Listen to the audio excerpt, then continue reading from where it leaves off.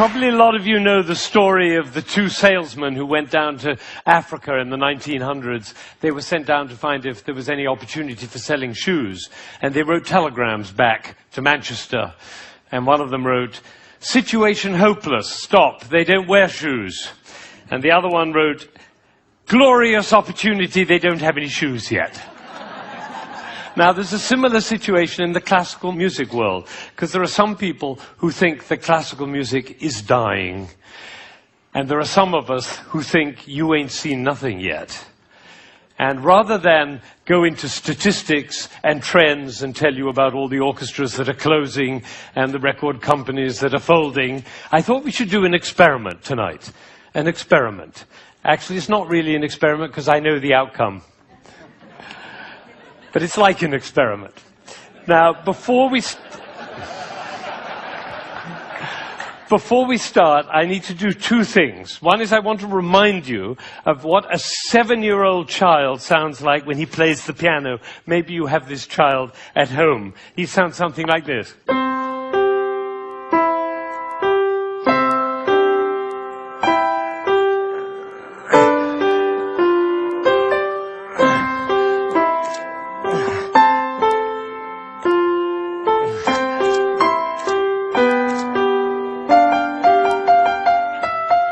I see some of you recognize this child. Now, if he practices for a year and takes lessons, he's now 8 and he sounds like this. And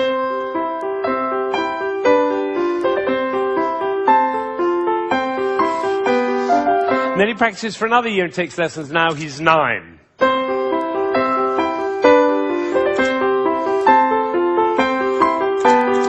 And then he practices for another year and takes lessons, now he's 10.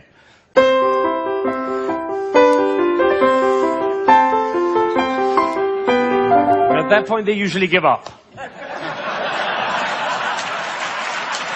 Now, if he'd waited for one more year, you would have heard this.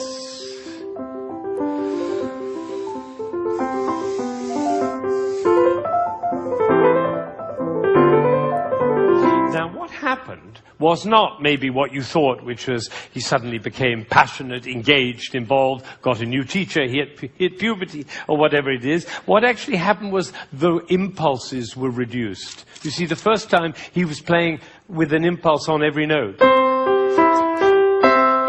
And the second, with an impulse every other note. You can see it by looking at my head. The 9-year-old put an impulse on every 4 notes. And the 10-year-old on every 8 notes. And the 11-year-old, one impulse on the whole phrase. I don't know how we got into this position. I didn't say I'm going to move my shoulder over, move my body. No, the music pushed me over, which is why I call it one buttock playing. Can be the other buttock. You know, a gentleman was once watching a presentation I was doing, and I was working with a young pianist. He was the president of a corporation in Ohio. And I was working with this young pianist, and I said, the trouble with you is you're a 2-buttock player. You should be a 1-buttock player. And I moved his body like that while he was playing. Suddenly the music took off. Took flight. There was a gasp in the audience when they heard the difference. And then I got a letter from this gentleman. He said, I was so moved, I went back and I transformed my entire company into a 1-buttock company. Now, the other thing I want to do is to tell you about you. There are 1,600 people, I believe. My estimation is that probably 45 of you are absolutely passionate about classical music. You adore classical music. Your FM is always on that classical dial. And you have CDs in your car. And you go to the symphony. And your children are playing instruments. You can't imagine your life without classical music. That's the first group. It's quite a small group. Then there's another group, bigger group. These are the people who don't mind classical music. You know, you come home from a long day and you take a glass of wine and you put your feet up, a little Vivaldi in the background doesn't do any harm, right? That's the second group. Now comes the third group. These are the people who never listen to classical music. It's just simply not part of your life. You might hear it like second-hand smoke at the airport, but and maybe a little bit of a march from Aida when you come into the hall, but otherwise you never hear it. That's probably the largest group of all. And then there's a very small group. These are the people who think they're tone deaf. Amazing number of people think they're tone deaf. Actually, I hear a lot, my husband is tone deaf. Actually, you cannot be tone deaf. Nobody is tone deaf. If you were tone deaf, you couldn't change the gears on your car, in a stick-shift car. You couldn't tell the difference between somebody from Texas and somebody from Rome. And the telephone. If your mother calls on their miserable telephone, she calls and says hello. You not only know who it is, you know what mood she's in. You have a fantastic ear. Everybody has a fantastic ear. So nobody is tone deaf. But I tell you what, it doesn't work for me to go on with this thing with such a wide gulf between those who understand, love, and passionate about classical music and those who have no relationship to it at all. The tone deaf people, they're no longer here. But even between those three categories, it's too wide a gulf. So I'm not going to go on until every single person in this room, downstairs and in Aspen, and everybody else looking, will come to love and understand classical music.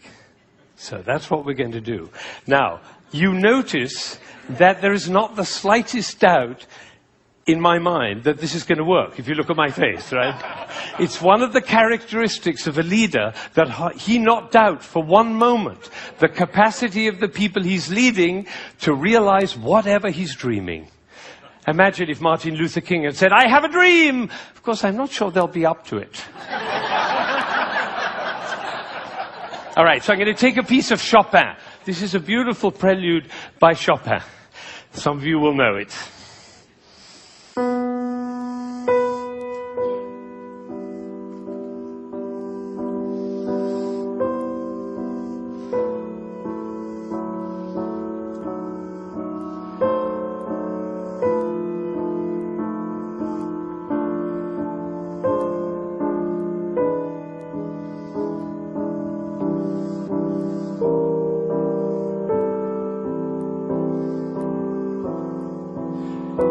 I think probably happened in this room. When I started, you thought, how beautiful that sounds.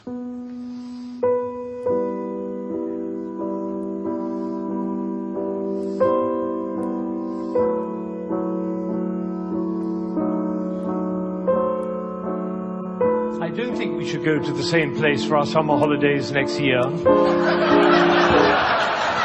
It's funny, isn't it? It's funny how those thoughts kind of waft into your head when we're listening to classical music. And of course, if the piece is long and you've had a long day, you might actually drift off. And then your companion will dig you in the ribs and say, "Wake up, it's culture!" And then you feel even worse. But has it ever occurred to you that the reason you feel sleepy in classical music is not because of you, but because of us? Did anybody think while I was playing, why is he using so many impulses? If I'd done this with my head, you certainly would have thought it.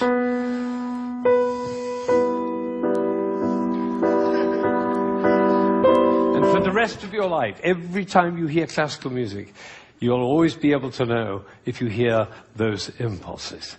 So let's see what's really going on here. We have a B. This is a B. The next note is a C. And the job of the C is to make the B sad. And it does, doesn't it? Composers know that. If they want sad music, they just play those two notes.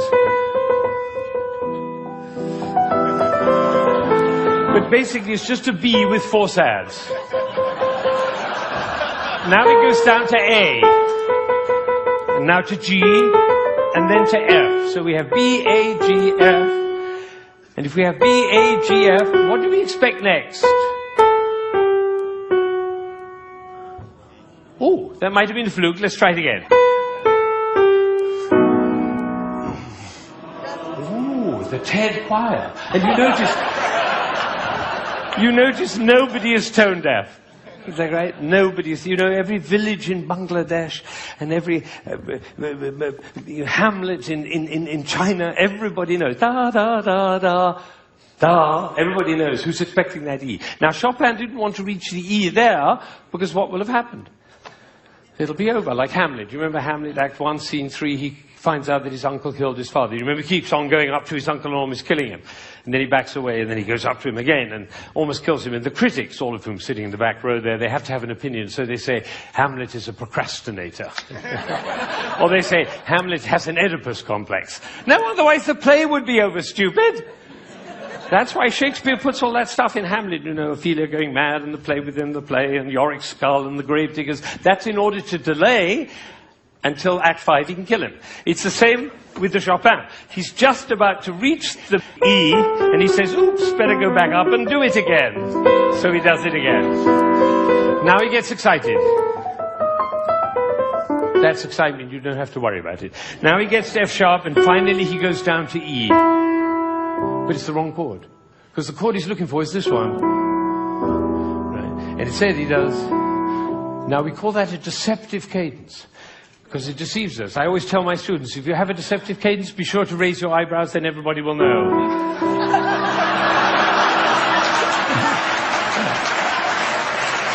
All right.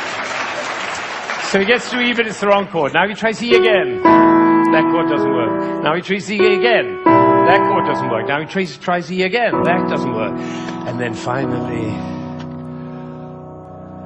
there was a gentleman in the front row who went, like that. It was the same gesture he makes when he comes home after a long day, turns off the key in his car and says, I'm home. Because we all know where home is. So this is a piece which goes from away to home. And I'm going to play it all the way through, and you're going to follow. B, C, B, C, B, C, B, D, down to A, down to G, down to F, almost goes to E, but otherwise the play would be over. Goes back up to B, gets very excited, goes to F sharp, goes to E, it's the wrong chord, it's the wrong chord, it's the wrong chord, and finally goes to E, and it's home. And what you're going to see is one buttock playing. Because for me to join the B to the E, I have to stop thinking about every single note along the way and start thinking about the long, long line from B to E. Right? You know, we were just in South Africa, and you can't go to South Africa without thinking of Mandela in jail for 27 years. What was he thinking about? Lunch?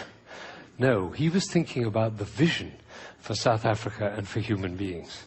That's what. This is about vision. This is about the long line, like the bird who flies over the field and doesn't care about the fences underneath. All right. So now you're going to follow the line all the way from B to E. And I've one last request before I play this piece all the way through. Would you think of somebody who you adore, who's no longer there? A beloved grandmother, a lover, somebody in your life who you love with all your heart, but that person is no longer with you. Bring that person into your mind, and at the same time, follow the line all the way from B to E, and you'll hear everything that Chopin had to say.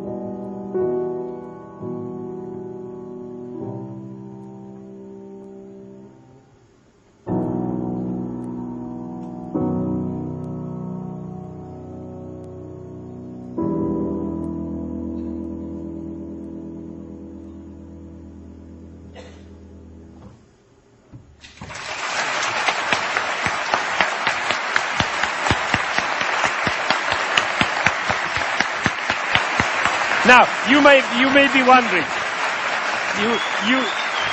you may be wondering why I'm clapping. Well, I did this at a school in Boston with about 70 seventh graders, 12-year-olds. And I did exactly what I did with you, and I told them and explained them the whole thing. And at the end, they went crazy, clapping. They were clapping. I was clapping. They were clapping. Finally, I said, "Why am I clapping?" And one of these little kids said, "'Cause we were listening." Think of it, 1,600 people, busy people, involved in all sorts of different things, listening, understanding, and being moved by a piece by Chopin. Now that is something. Now am I sure that every single person followed that, understood it, was moved by it? Of course I can't be sure, but I tell you what happened to me. I was in Ireland during the Troubles 10 years ago, and I was working with some Catholic and Protestant kids on conflict resolution, and I did this with them. Risky thing to do because they were street kids. And one of them came to me the next morning and he said, "You know, I've never listened to classical music in my life, but when you played that shopping piece," he said, "my brother was shot last year and I didn't cry for him. But last night when you played that piece, he was the one I was thinking about. And I felt the tears streaming down my face, and you know, it felt really good to cry for my brother." So I made up my mind at that moment that classical music is for everybody. Everybody. Now, how would you walk? Because you know my profession, the music profession, doesn't see it that way. They say 3% of the population likes classical music. If only we could move it to 4%, our problems would be over. I say, how would you walk? How would you talk? How would you be if you thought 3% of the population likes classical music? If only we could move it to 4%. How would you walk? How would you talk? How would you be if you thought everybody loves classical music? They just haven't found out about it yet. See, these are totally different worlds. Now, I had an amazing experience. I was 45 years old. I'd been conducting for 20 years. And I suddenly had a realization. The conductor of an orchestra doesn't make a sound. My picture appears on the front of the CD. But the conductor doesn't make a sound. He depends for his power on his ability to make other people powerful. And that changed everything for me. It was totally life-changing. People in my orchestra came up to me and said, "Ben, what happened?" That's what happened. I realized my job was to awaken possibility in other people. And of course I wanted to know whether I was doing that. And you know how you find out? You look at their eyes. If their eyes are shining, you know you're doing it. You could light up a village with this guy's eyes. Right. So if the eyes are shining, you know you're doing it. If the eyes are not shining, you get to ask a question. And this is the question. Who am I being that my player's eyes are not shining? We can do that with our children too. Who am I being that my children's eyes are not shining? That's a totally different world. Now, we're all about to end this magical on the mountain week, and we're going back into the world. And I say it's appropriate for us to ask the question, who are we being as we go back out into the world? And you know, I have a definition of success. For me, it's very simple. It's not about wealth and fame and power. It's about how many shining eyes I have around me. So now I have one last thought, which is that it really makes a difference what we say, the words that come out of our mouth. I learned this from a woman who survived Auschwitz, one of the rare survivors. She went to Auschwitz when she was 15 years old, and her brother was 8, and the parents were lost. And she told me this. She said, "We were in the train going to Auschwitz, and I looked down and I saw my brother's shoes were missing. And I said, why are you so stupid? Can't you keep your things together, for goodness sake?" The way an elder sister might speak to a younger brother.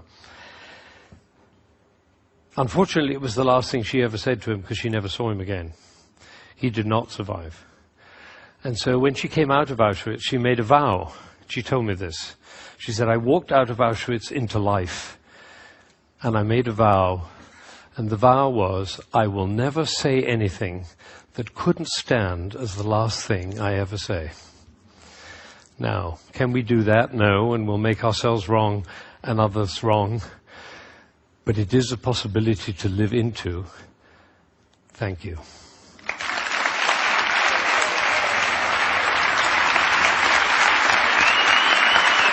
Shining eyes. Shining eyes.